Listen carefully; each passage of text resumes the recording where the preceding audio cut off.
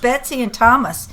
Douglas Gabriel and Tyler Gabriel here, and we're here with our friend, almost our only friend these days, because everyone has abandoned truth, Michael McKibben, thank you for coming today. Oh, great to be here. Thanks. And we have 5 amazing topics, and they're going to be all separate audios, but today we're going to start out with talking about this China and the social credit score. You've done a lot of preliminary research for us, you and your team at Americans for Innovation, Michael, and we've been posting that. And as always, I'm going to be sitting back listening, and all of the articles and things you talk about, I'll have that in the link, which are in the production notes below. So, well, Michael, it is such a pleasure to always be in the studio with you, because you just know so much, and you are the voice of all these different researchers and these different groups, and we just thank you. The research you're doing, really heartfelt from us. Big thank you. You're a great patriot. Now, let's talk about the evil in China. I was griping the other day that China is the totalitarian example of the digital big brother that has been brought on by things that you can detail in fashions that no one else can, because the very people who moved to China to try to get the jump on manipulating China into the digital age and the age of capitalism for them are the very same people who ripped off Leader Technologies and created the social networking schemes that we know are really fake now. But in China, this is out of control, and you have tracked now the Digital Key Certificate Authority, Hillary and her gang, to Shanghai, China. So it looks like she's taken up China's side now, even more so than when she helped take over manufacturing with China through Walmart. So it's most interesting to see now. I'll just give one tiny example besides the fact that the totalitarian government, the Central Communist Committee in China, has basically put 1 million Uyghur people in the northwest part of China into re-education camps, and 750,000 of them have died. When asked about it, just to give you an example of free speech in China and the way that free speech is being squelched and that's coming to America, their answer to that was, we gave them free vocational training. That's the way they look at it. Right. So what do you think about free speech in China? Well, it's something I had not spent a lot of time looking at, because we've been focused on what's going on in America, and then after working with you all in what's happening with the Privy Council in the UK and in Europe. But now we see the same patterns, these same sets of relationships have always been there in China. We just had not focused on them, and the press had not investigated them. And this appears to go way back to Henry Kissinger days under Nixon, moving forward through the Clinton. If you remember, they had that Chinagate scandal in early days of their administration. Well, it appears that Chinagate was occurring at the very same time that the Highlands Group was meeting. This Department of Defense and select private contractors were meeting together to determine how to weaponize technology going forward. All of that was occurring right there in the mid-'90s after Clinton came to power.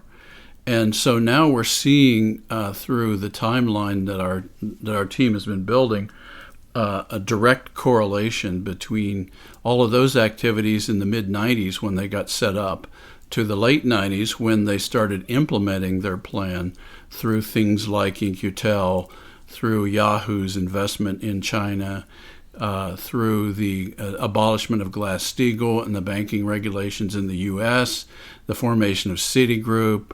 We can go on, but prior to Clinton leaving office, all of these mechanisms that are now being exploited in China were being set up.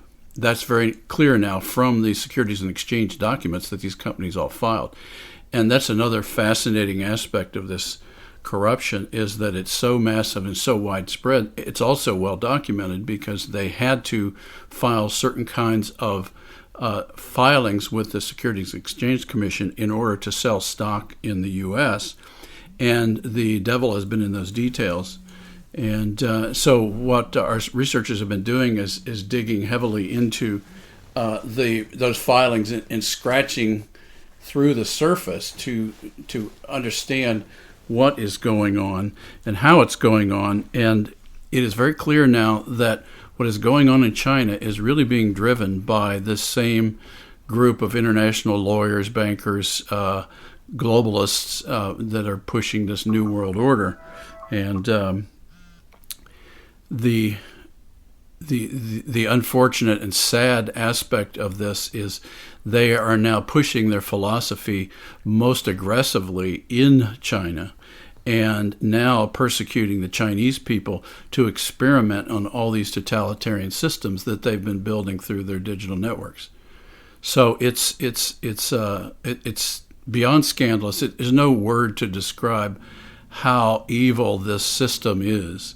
But you mentioned the Uyghurs in northwestern China, and you had been mentioning those for months, and I had not spent any time looking at it. But when I read about how they are persecuting these people, this minority, and it's not the only minority, because we now see they're attacking Christian churches, Buddhist churches, Buddhist temples, free thinkers, intellectuals, real journalists, anybody that is challenging the state of affairs there is now being labeled an enemy of the state.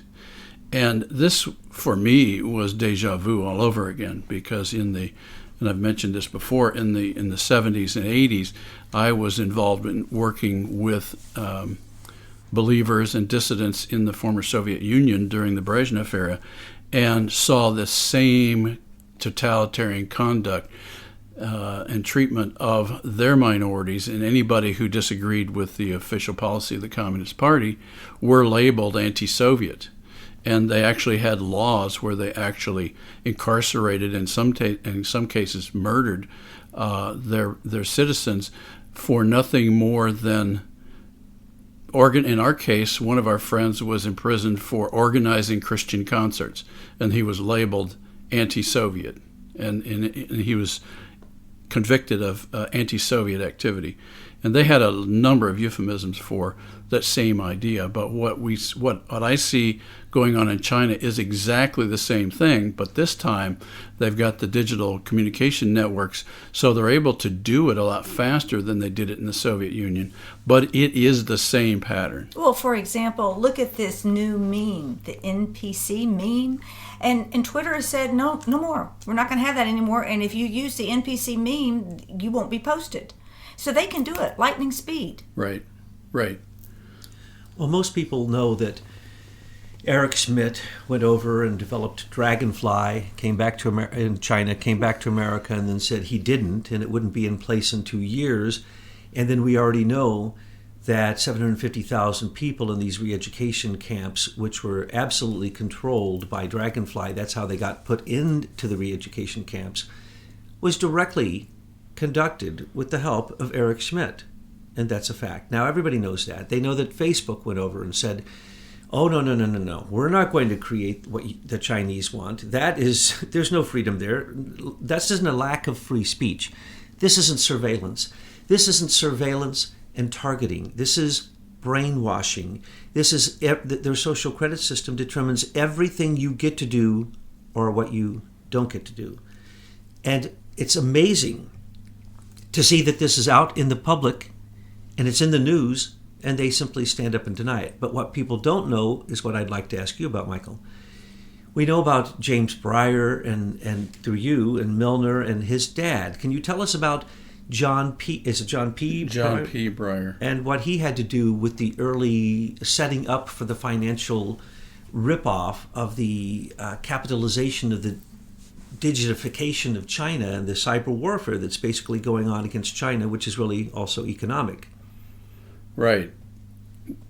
When we were investigating the misconduct of the courts and the judges in the Leader v. Facebook patent trial that we engaged in between 2008 and 2012, when John Roberts failed to disclose that he had holdings in financial interests in Facebook, we started digging into the backgrounds of the players in Facebook, and one of the early key players, at least publicly, was a venture capitalist by the name of James W. Breyer, who was the managing partner of Excel Partners in Palo Alto, California. In 2004, he was also the chairman of the National Venture Capital Association, along with many of these key players now, including In-Q-Tel, the CIA, including Fidelity and Vanguard and Kleiner Perkins and all these names that keep popping up in these Chinese investments. But anyway, back in 2004, we started digging into that first 14 million, roughly, investment that Breyer made in Facebook, and then our researchers started digging into Breyer's biography. And his biographies are all over the place, but one of the things that was glaringly absent was any discussion of his family, and which is not typical. Normally, bios are going to tell who their parents were and where they were born and that kind of thing, and those were glaringly absent with James W. Breyer. And our researchers kept digging, and then they found a couple of obscure documents and discovered that, pretty much discovered through a bunch of library researchers up in Minnesota, that the web had been cleared of all biographies of James W. Breyer's father. And yet, buried in the archives in a university in the Midwest was a discussion of John P. Breyer, his father. And lo and behold, we discovered that John P. Breyer was a fellow Hungarian Jewish refugee from Hungary.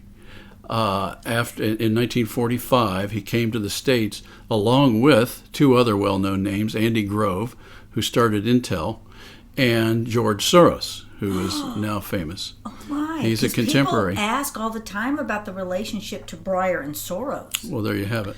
Soros ripped off the USSR and Russia, and Breyer is ripping off China in the same type of way. It's a setup. They set up the money, they set up the deals, they bring in Goldman Sachs, they get their cut off the top, and they set up what they hope will be a fleecing of a country. And of course, these are in countries where freedom of speech is not allowed because these are oligarchs. This is a centralized group of people working with globalists, and basically they take over the entire country. Well, one of the things we are now seeing is a common pattern among all these intelligence operatives, is that they've now all ensconced their children and their grandchildren in the same globalist plan on this takeover. So with John P. Breyer, he came to the U.S., and when Andy Grove started Intel, he started Computer World, the magazine. Remember the magazine from the 80s? Oh, yes. Computer World became quite well known. That's actually where we found his bio, was in an archived, scanned copy of a Computer World old journal. Anyway, well then his name just dropped off the planet. But there was a reference that he had moved to China way back, and that he was advising the Chinese government. This was like about the time Bill Clinton came to power. He was advising the Chinese government on how to set up a venture capital ecosystem in China. So this is the father, Breyer. This is the father, John But yet P. at the same time, the son, Breyer, is over here in the United States on the IBM Eclipse Foundation. Yeah, everything that's been involved with the weaponization of social media, James P. Breyer has been one of the key leaders. It looks as if... And they say investigative journalism is dead. Yes. Milner took Russia. Out of the IBM group and the big venture capitalists, Milner took Russia, Breyer took China, Chandler took South America. It looks like Hillary, and early on with, what was it, Systematic and the QRS, 11 took Europe, as well as the Breyers, James Breyer in Europe, and Larry Sumner. He got America, and who else got America? They got Mitt Romney. Was given all kinds of investments in a lot of that technology. Who else do we have? We have Sheryl Sandberg was pretty much Larry Summers' right-hand person all the way through his time with the Treasury Department, and then they separated when Summers went to Harvard in 2001 and became president, and then Sandberg started Gmail in 2004 at the same time as the Eclipse Foundation released our code to the entire Silicon Valley players. And then she moved to Facebook as Chief Operating Officer, where she is now in 2008.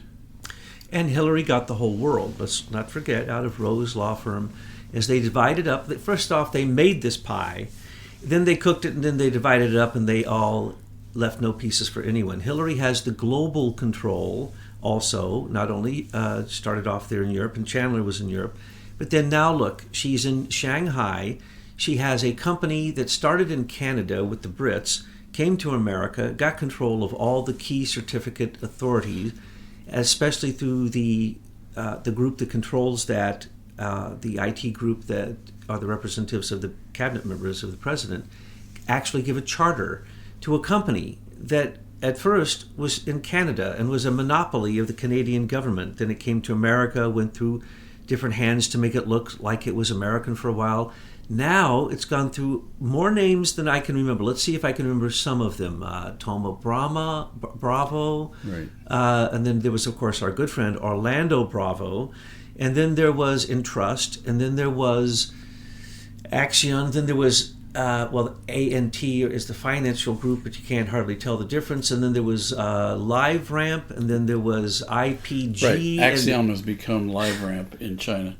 Entrust. Oh, I forgot Entrust. We were supposed to entrust them because the Federal Key Certificate Authority, which that group led us to the fact that this isn't just federal. It isn't federal at all, and it's not U.S. at all. This is globalism of the worst type, putting a tax on every single, basically, cryptological handshake that ever happens on the internet. Okay, so in parallel, let's go back to 2004 because it was a significant event.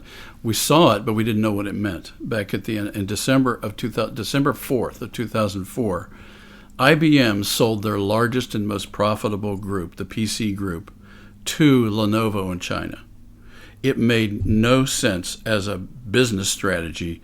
At the time, even IBM shareholders were going, what? We just gave away our most profitable division to the Chinese. And then that's in fact what they did. And that deal was managed by none other than Goldman Sachs. And so they sent the entire PC manufacturing group to China. And that was at the end of 2004. So clearly they were well into this mechanism to transfer our capability to China way back, much prior to 2004. But by 2004, James W. Breyer, Goldman Sachs, all the key banker players were clearly moving these assets to China. And then we saw in 2006, I believe, James W. Breyer gave a speech, and I believe that was at the World Economic Forum, if I'm not mistaken. No, there was another conference in Germany where he actually declared that he was super bullish on China. He started pushing all of the venture capital companies to start making investments in China using his influence. And of course, he was the former chairman of the National Venture Capital Association. And so what we now know is the entire venture capital community, or much of it in the U.S., are just a bunch of feeder systems for whatever the priorities are of these large banks who provide them the cash to invest. So they're out there, they've got their tentacles all over the U.S., sucking up all the ideas and all the inventions of our inventors, and completely flipping this idea of the value of patents.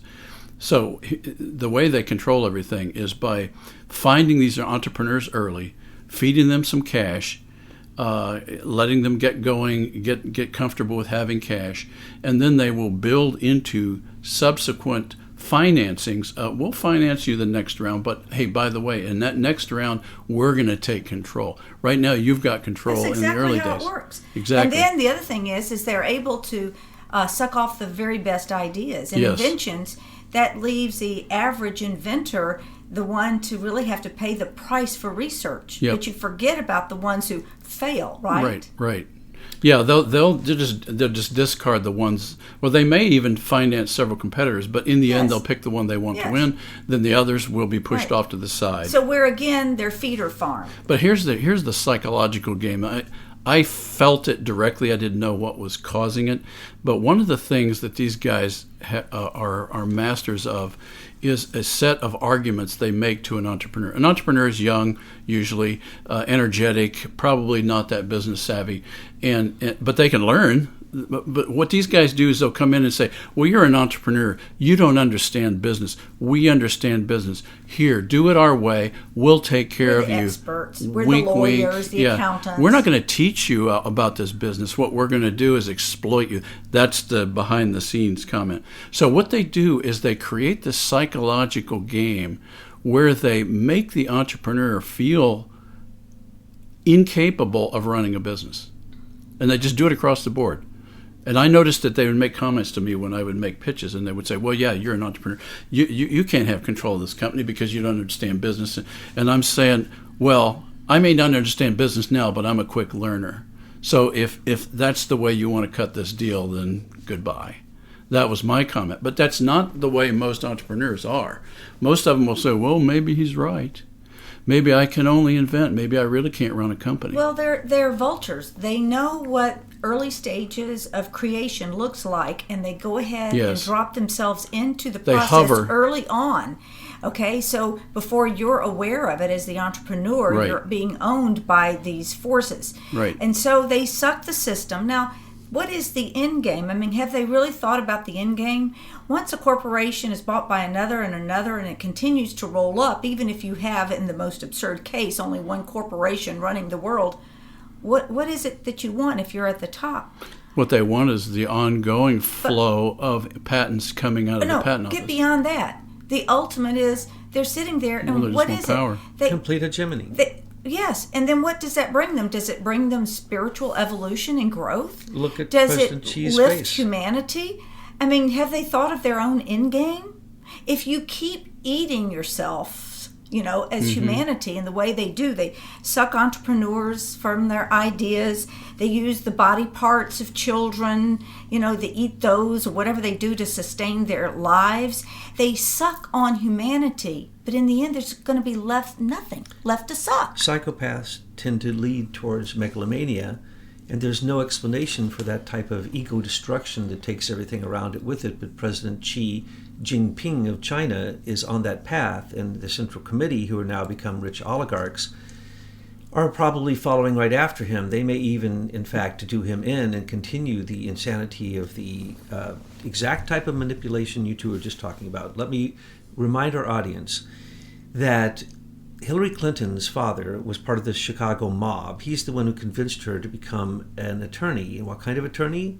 A patent attorney, an infringement patent attorney. And in Rose Law Firm, she was connected to the Chinese. And the Chinese, through Bill and her, even before Bill, when Bill was yet the governor there in Arkansas, came in and gave them infinite money. As you see all over the world now, China is strong-arming and basically muscling and manipulating, trying to get not only the resources, but then the IP and the creativity that you were just talking about, the work of true entrepreneurs. So what happened in northern Arkansas? Out of Mensa, Arkansas, was where the Iran-Contra scandal, that's where all the planes were flying in and out. Mina, excuse me, not Mensa. Mensa is, sorry, I don't want to tell anyone. I anyone. didn't know Mensa started there. You know what Mensa is. Yes. Sorry, that's a slip. But anyway, so infinite Chinese money into northern Arkansas started Walmart.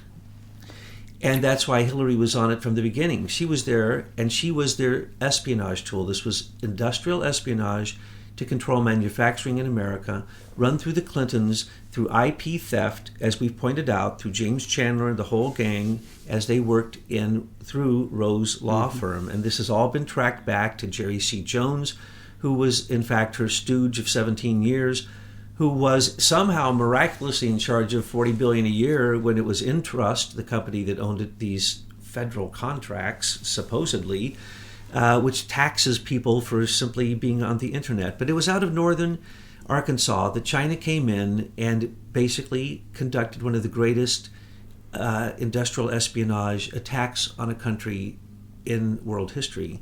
And Hillary is still continuing it. And I just want to remind people, she invited China into Arkansas, and then now, let's remember, all 780,000 of her emails sent a courtesy copy to China. Dianne Feinstein's controlled by China. Mitch McConnell's controlled by China. China is deeper than anyone can possibly imagine, and that's why Trump is at war with them. But I just want to say one thing, and then I'll be quiet, and that is, we're really glad you got Hillary back, China. We don't want her. You can keep her. Well, let's talk about social score relative to entrepreneurs, for example. So maybe some people don't quite understand what this social credit score is, but basically they've created this scorecard for each human being, and they've said and they've rated about according to the latest research, about 3,000 categories that Axiom is creating for each of our profiles.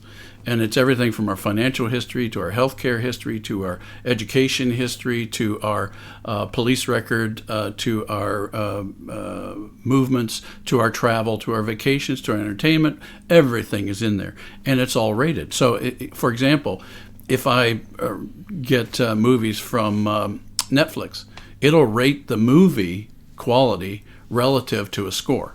So they're going to recognize a higher score for a movie about some social justice warrior and a low score for something that's about some conservative talk show host or something like that. So anyway, this scoring system is being collected on all of us now, and it all rolls up to one number. And in China, they are actually using this number. And there's a video out on American for Innovation's website right now. An Australian TV program actually shows that these people are talking about their scores now. So a 670 versus a 750, and how the privileges vary. And that is exactly what the Soviets did, by the way. Now, I don't know if they had a scorecard, but they may have. But anyway, they certainly had files on people. And it may have been more intuitive. But in this case, it's a score. And so they've rated everything, and they've said, if you're a good little communist, you're going to get a higher score than if you're a free thinker. So a lot of entrepreneurs, for example, are free thinkers. And so consequently, they're going to have a lower social score. And so what they're doing now is they're able to identify through this scoring system very accurately what this person believes about different subjects. Because what they've done is they've taken that score and they've correlated it to how that person votes, or whether their comments on the current government situation or whatever. So they've got these scores, and they can very clearly pinpoint an entrepreneur, for example, and then they can target that entrepreneur. Now, they may not make life difficult for them. They may make it easy for that entrepreneur to get to a certain point. So in other words, they'll work with them until they get the idea to a certain point, then they'll cut them off. Well, it's what's even more important about it is it's taking the spiritual nature of a human being, because we're multi-dimensional beings, we are as humans, and it's reducing us to something that's even less than two-dimensional. Right. It's a digit. So it's a total devolution of humanity, right, where we should be evolving spiritually to become even higher in our dimensions. This system brings us down. So then basically we are just a number. Right. Because then would you partner with someone who has a lower number than you? It's a risk, because my number goes down when I partner with you. Exactly. And it will kill creativity, innovation, and entrepreneurship across the board, because eventually you will stop going out where you're being zapped by that fence, won't you? Right. And so then all creativity just extinguishes. And it's so bad, they're even able to do facial recognition. Even if you show up with that other person at a restaurant, that'll hit your score. Right. So this is what Hillary had in store for us. Yes. And so make no mistake about it. That's why this is so important. Everyone out there, get to the midterms. We must give Trump a supermajority. We have to wipe this evil off the face of the earth. You're so right, Betsy. Yeah, we can't procrastinate any longer. And also you're right about not only Hillary and the voting, but also when Eric Schmidt got back from spending a long time perfecting Dragonfly, the first thing he said was, of course, a lie out of the mouth of the Lord of Lies. And what did he say? Dragonfly will not be operative for 2 years. What did he really mean? Dragonfly will be 100% operative in America in 2 years, even in spite of Trump. Because, as you can see, every single day, literally now, every day, and it was there every week, there are free speech issues with the FANG, with Facebook, with Google, with YouTube, and even last night. That's what I was saying. Let's mention that right now about the worldwide outage of YouTube. Tell us about it. Well, no, we don't. I can't find out any information about it. Well, I watched it. It was an hour. It was about a half an hour last night. Completely down. We tested it, triple, quadruple tested it with sites all over the world. And YouTube was literally down globally for about a half an hour. Right. Now, of course, if you have the the Aim for Truth app, because we have an app right. You can get on your iPhone or your Google, whatever, you were immediately notified that the YouTube was out. And so we were getting responses from around the world saying, yes, it was out in their neck of the woods, too. Right. It was totally out. And that makes no sense from a technology viewpoint. Why is Those that? systems are so redundant at that level that they've got double, triple, sometimes quadruple backups. And so the only reason for it to go down everywhere is, my guess, this is only a guess because I don't know, but my speculation is they were introducing some sort of new code into their system and they didn't want their normal network engineers to see it happen. And Michael, you better than anyone can explain to us, there was a warning that ICANN, which used to be ran by Stephen P. Crocker, the man who assigned the number for each ICANN number that basically tells who you are, and kind of like an IP address, I guess, but you can explain that better than I. It's a street address on the internet. And so we were warned there was going to be some outages in this, and we know that it's no longer controlled by America. It's controlled by some committee somewhere that I've never heard who it is that controls ICANN, but they give us a warning that there could be outages, and then all of a sudden, YouTube, how many millions of dollars were lost in those 30 minutes on the supposed great platform of YouTube? I can't comprehend this because I know that it is not centralized. So to do such a thing would require such coordination that it would need all of, would it not, I'm asking a question, would it not need the digital certification, key certification authority links that Hillary and Axion controls to do that? This is probably more related to, it could, but it's probably more related to the ICANN registry all over the planet, because that manages all of YouTube's street addresses. And so in this case, YouTube's street address, the global street address, went down for half an hour. So this was essentially, it was turned off for half an hour, then turned back on. So someone turned it off from the ICANN. Well, it had to be. Could authority. this, and y'all are thinking things that could have possibly happened that were not positive.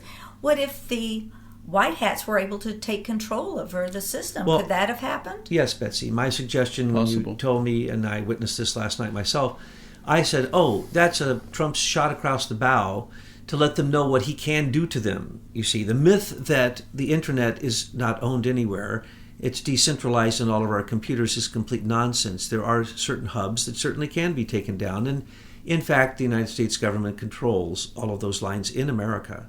Now, the satellite 5G projections from the sky, we can talk about that in another talk. But at this point, it could have been, since he's been recently calling the big tech companies to the White House and speaking with them and saying the filthy word antitrust, monopoly, RICO to them, and recently said he's going to raise the rates on Amazon so they have to pay their postal rates. This is an attack.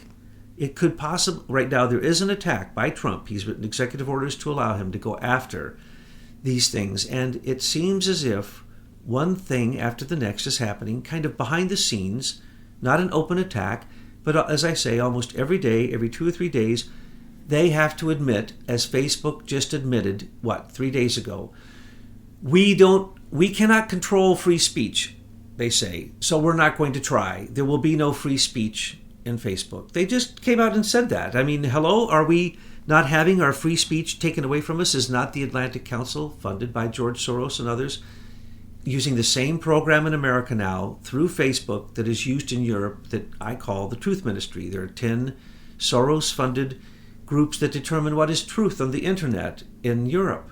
This is absurd. Now it's come to America and it's on Facebook, and that's the reason so many things are dropped from Facebook, from Instagram, from Twitter.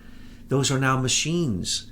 That's a program that was written, I believe it was out of Cambridge, where they simply flag words they don't like, and if you get on the list, you just simply get dropped. There's no consideration. It's actually a machine function. And that's why you have to, in the great information war, you have to stay ahead of the narrative, and that's what your research team does. Right. It shows us what's on the information path that we should know before the mass of people start using those words. Let me tell you another frightening piece of data that came out of a August 10th congressional report about the persecution of the Uyghurs in northwest China. They described the social credit score surveillance system that they have developed there and that has been applied, as Douglas has explained, against this minority group. They have developed something called let me get this right, the convenience police station. I'm not making any of this up. This came out of the congressional report.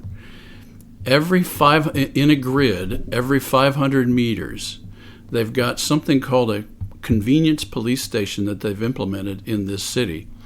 And this area is the size of a population of Florida, by the way. We're talking, and it's 2.5 times the size of Texas, so this is a big region. And they have these convenience police stations where they have an average of 12 low-paid, low-trained policemen in each one of these offices that essentially is triggered by these social credit score algorithms to go out and sometimes arrest people who haven't done anything but who simply have a low credit score and they don't trust anymore. That's what they're doing now. By the way, your report, or the people you worked on to make it, that got sent over to Truth News Headlines on this very subject of China and the social credit system was breathtaking. It was breathtaking. And if people don't wake up, that's going to be America in 2 years. I predict that is exactly what Eric Schmidt was saying, because, of course, he's a liar. Nothing that comes out of his mouth is true. And so what is also going on there, we've seen films where they are now using, because that's what Eric Schmidt was over there tweaking, was the facial recognition, which now has come to America. And when you go through an airport now, certain airports, they just do facial recognition once they get you in the system, and they don't even look at any documents. Well, you can be arrested on the street, and as you say,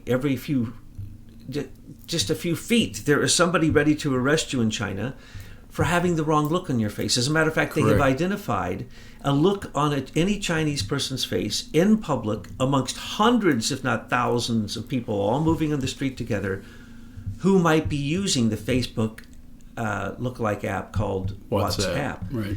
They pull them over, the police pull them over, take their phone. If they were on it, they take them off and they re-educate them. They give them free vocational training where they have to stand for hours and hours screaming party slogans until many of them die. But it's free vocational training. This is no joke, folks. We told you this was going to happen. And by the way, I'm going to try not to get all worked up here, Betsy. Calm me down if I get worked up. But you know this, Michael. We predicted all of this. We predicted Dragonfly to the T, because when Equifax and Trans-American and the Office of Business Management were all hit for the data that they needed to finish creating Eric Schmidt's what you call dark profile, I called the black box or the cube, which is going to imprison us when they shift over from being Google to Alphabet, where you will be charged for every query and you will be given a debit or a credit depending upon what you're asking or what you're doing on your computer, which will do exactly what we've already pointed out. The U.S. Digital Service tied together all e-government, all e-IDs, and any kind of electronic IDs, as well as e-commerce and all of your bank information, all of your credit scores through the credit companies that do that. Everywhere you go, And if you go anywhere that's bad, it shows up and you're tracked 24/7. Any sites you've ever visited that they have now flagged as bad all goes into already a credit score that you shockingly brought out a few weeks ago, and we've never really had a chance to talk about, but it got me very upset.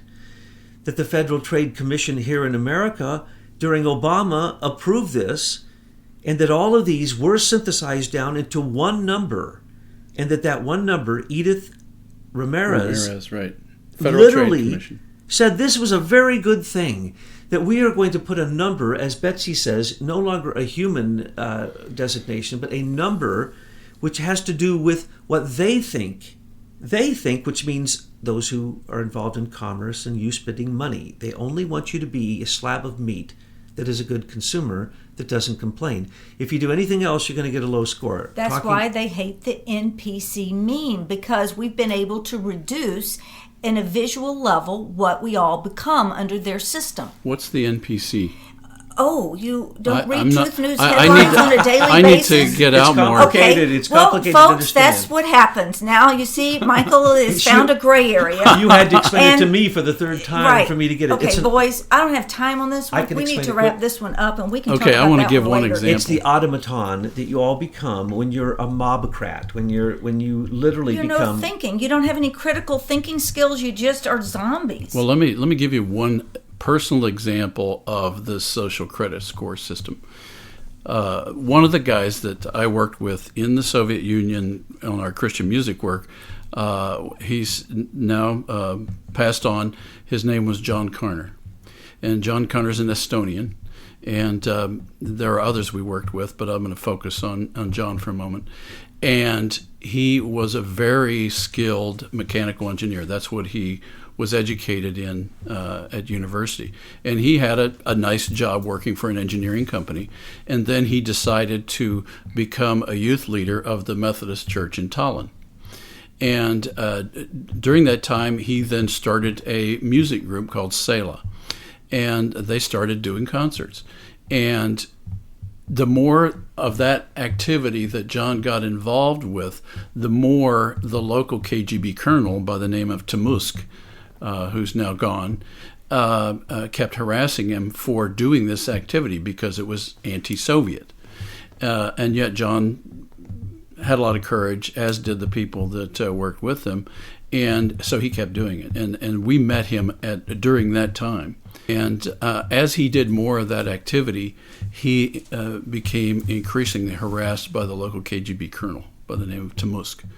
And in the end, he went from being a very skilled mechanical engineer, good job, good pay, and they kept demoting him until the point where the only job he could get in the town was to be the stoker of a boiler in a major apartment building. And that was the last job he had before he died, was a stoker of a boiler. Now, John, being the creative guy he said, well, how do I make lemonade out of these lemons? And so what he did in that basement is he started organizing Christian concerts all over the Soviet Union. So he used all that free time to continue to be successful at what he was doing. But there's a good example of what the social credit score system will do to anyone that's not acceptable to the authorities. Michael, hasn't that really happened to so many people already? Yeah. I mean, look at you. They took your trade secrets. They reduced your company value to nothing. Yes. They've made trillions of dollars. And what have you and your shareholders received? Nada. Nothing. They surveilled you, they targeted you, and they attacked you. Correct. Exactly what the totalitarian digital warlords in China want to do, but what they don't know is what you know, which we're going to talk about soon. And we're going to talk also about why it was a war for 5G and China was in the middle of it.